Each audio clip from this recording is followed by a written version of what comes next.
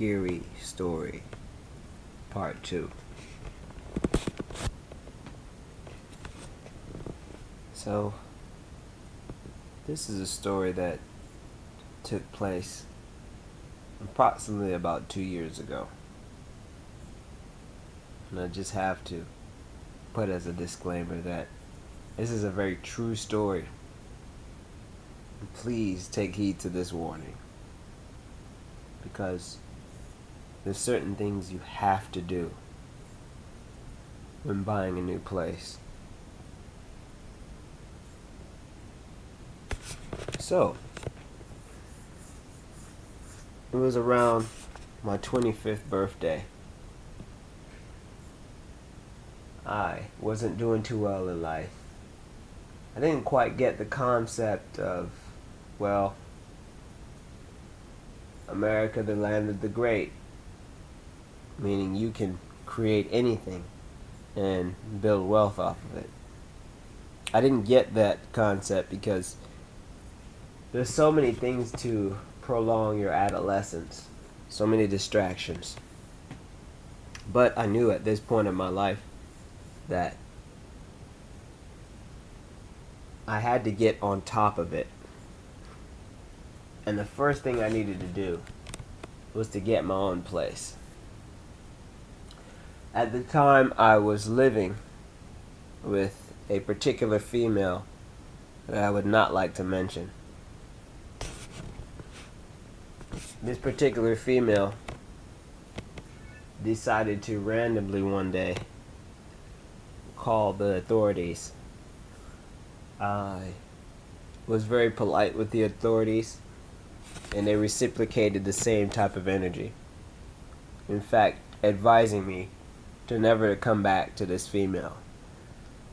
And little to those cops' knowledge, they didn't know that I had already decided and made up my mind on that decision.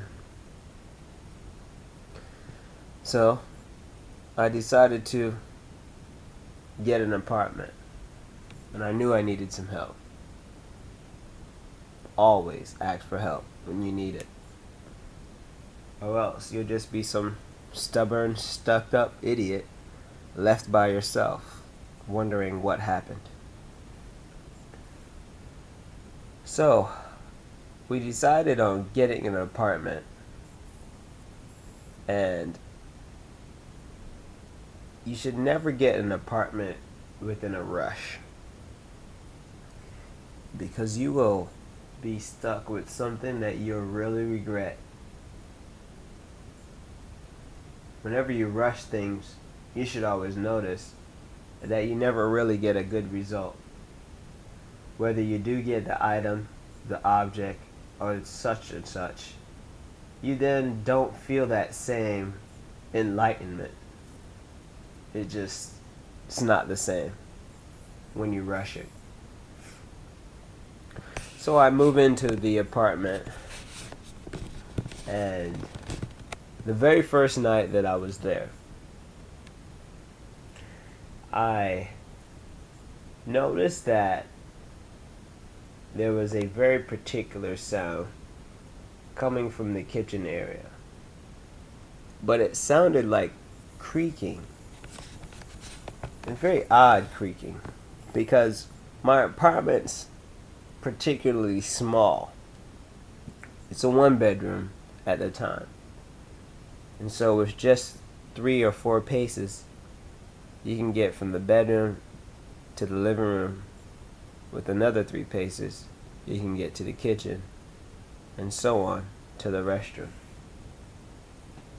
It's a very small apartment, so you could hear the kitchen sink from your bedroom, as if your ear is right up to the sink. Now, I kind of ignored it for a little while, because when you're a man, it's quite different from being a woman.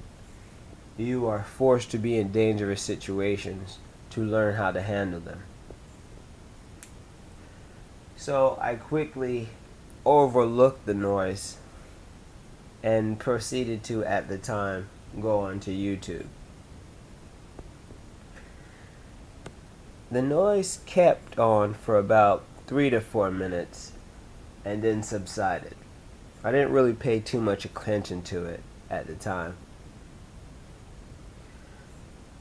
So, about 6 or 7 days later, mind you, this thing or sound would kind of only happen on the weekends, oddly enough.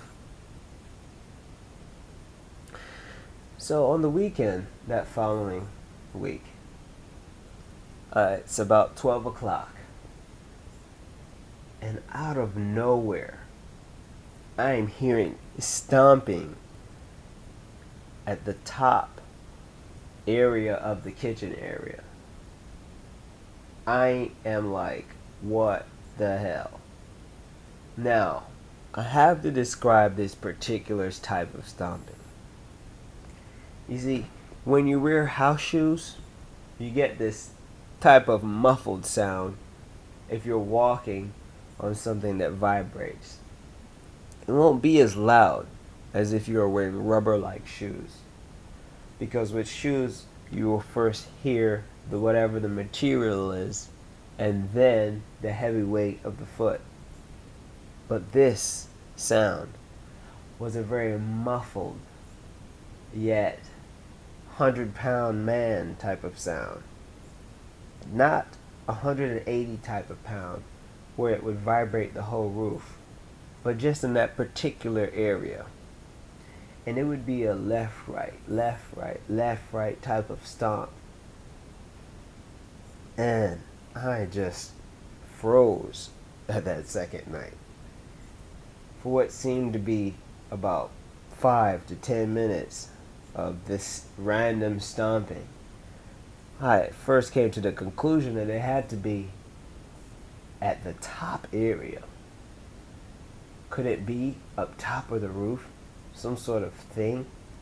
Or maybe small bird of some sort? Could be at top of this roof making these loud noises? And I kept thinking, no, this is too heavy of a sound of just a random animal. This is like a person walking, not just an animal on 4 legs. So the sound subsided. For 4 months, I would periodically hear this sound, and I kind of got used to it. Now, I want to give you some also insight of when you do get an apartment, make sure not only do you check all the rooms, but never, ever, ever forget to check your attic. And I repeat it, don't ever forget to check your attic. If you don't, it will bother you until the day you move out. So, I stay in this apartment for about 6 to 7 months. I periodically hear the sound, but it never really shakes me. Because at the time I had about 2 neighbors to the left and to the right of me, which sort of gave me a little bit of a kind of a shield almost, that if something was around or something wanted to kill me, at least someone would hear. At least someone would make the effort to take their fingers and push the 9 to the double 1. So I would hear the sound sometimes and then still drift off to sleep because I felt safe. Now, here goes where the story takes a very odd twist for the worst. I, at this point, 6 months later, am finally understanding a bit about life, understanding that when you do less, you gain more. Understanding to sit alone and to breathe is one of the best goals you can achieve, to do what's in your heart, and to do what makes you happy will awaken your subconscious. And because of this, I and my obedience, I then was offered a condo. And I was very excited about this condo.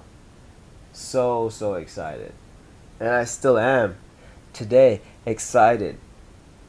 I was excited to not be a statistic, excited to be this lucky person, this blessed person, or whatever you want to call it, where the dice was rolled and it rolled onto this. And I hope whoever's listening to this, better things come to you. I hope you have greater than that. Hope you live and do such wise things that I probably have never discovered or never will. Because life's too short to just be idle and do nothing. So with this victory of accomplishing something, of getting to move on up to the east side, as they would say, thank God it's not the east, I then was informed that we were able to purchase this 100,000, such and such, whatever home. And we did. I had saved quite a bit of money over a about 2-year prior time, and thank God that we never really dipped into it. So we did it, and fully paid off. No loans or borrows, and so I had to move in almost immediately. I'm very happy to even be able to say that. And I almost don't even feel like I'm alive. I don't feel like this is even real. I feel like this is a dream. And the night, 2 nights before I was supposed to leave, this is when things get shaky.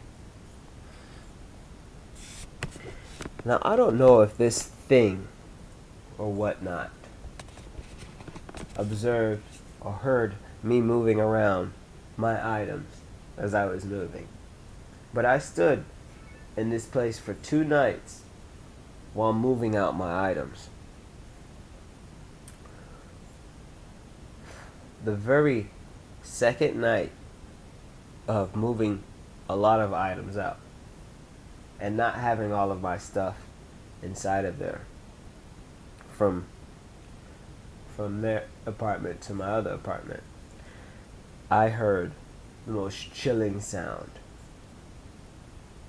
I began to hear stomping that sounded very soft at first, very soft, and then which grew and grew to my side of the room, stomping left and right, stomping, and it sent chills to my body. I'll never forget this sound. It sounded like a marble falling onto the floor with a string connected to it after it has dropped, and it was being dragged along with this stomping, and I knew some sort of person or something was upstairs or up on top of the roof or something. I just was afraid at the same time, was very calm, because I figured if something wanted to get me in particular, it would have already done so. And I was made up in my mind, the day that I have all my stuff out of here, I'm going to see what's in that attic. And so, the next day came. I made sure my bed and every single possession was out of here. I even had my mother come take some pictures for insurance purposes, so they wouldn't say that I destroyed anything. After my very last item was out, I said, this is it. I have to see what's up here. And I'm pretty sure there's nothing. Maybe there was some sort of creature or whatnot that would target me at night. Who knows? I don't know. We don't know what's out there. We've seen bat wing type of creatures all over the earth. We don't know. And I wasn't too afraid. But I knew that I would probably come across something. And so I said, before I open this attic, I'm going to leave the front door open. That way I could just run out if there's anything up there. So I went into the washer room where the attic was. I pulled that string down, and all of the creaking sounds and everything from that must have did something. I didn't hear anything when I let the ladder touch the floor. At this point, I had my flashlight with me. It's very small. It's probably about 2 to 3 inches long and about half an inch thick. I say to myself, I'm going to go up here, but in the position of when I go up, I'm going to be able to raise my back up and come back down. And even if I have to jump down, I'll be able to do so.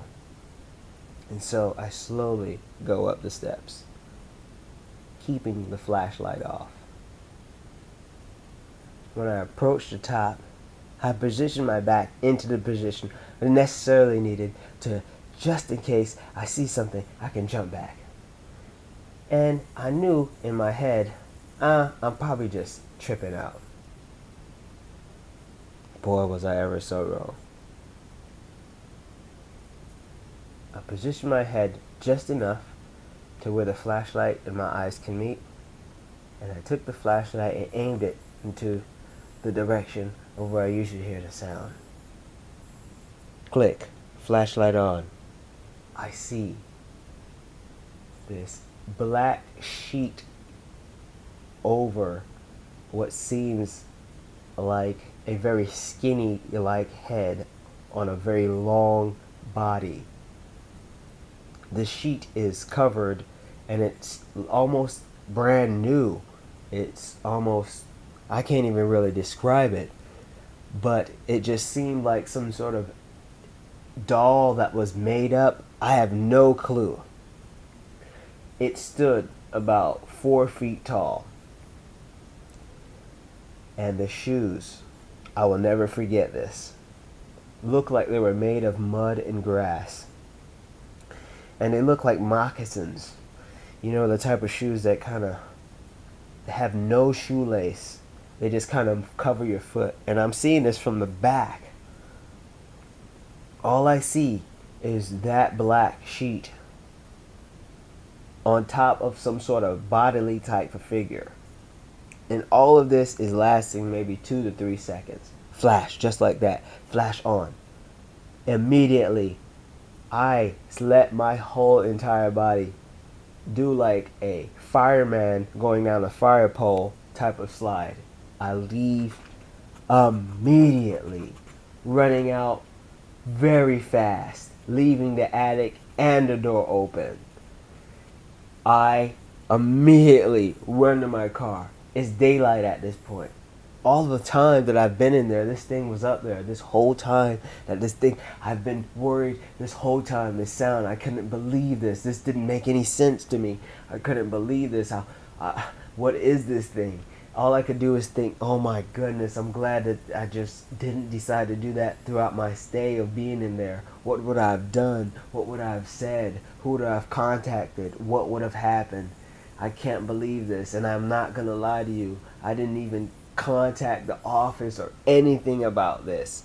I just was that petrified, and all I could think of is that this is a lesson for me to learn to always double check things. Always triple check where the fuck you're doing, who are you dealing with. This is a lesson from me to you. Always check your surroundings. Always. I don't know if this thing was alive or not. It could have been a doll that was placed up there years and years ago. I have no clue. But I couldn't see any type of shape of a body. It just was such a very pointed top that draped along what seemed like a 4 foot tall body. Shoes standing very still, too still for me to even recognize what was going on. I just saw it click, light on, light off, and I was out of there. The most scariest thing to almost ever happen in my life. For months, for almost a year, this thing was upstairs, moving around, doing whatever the hell it wanted to do. Leave your feedback on this one. This one's deep.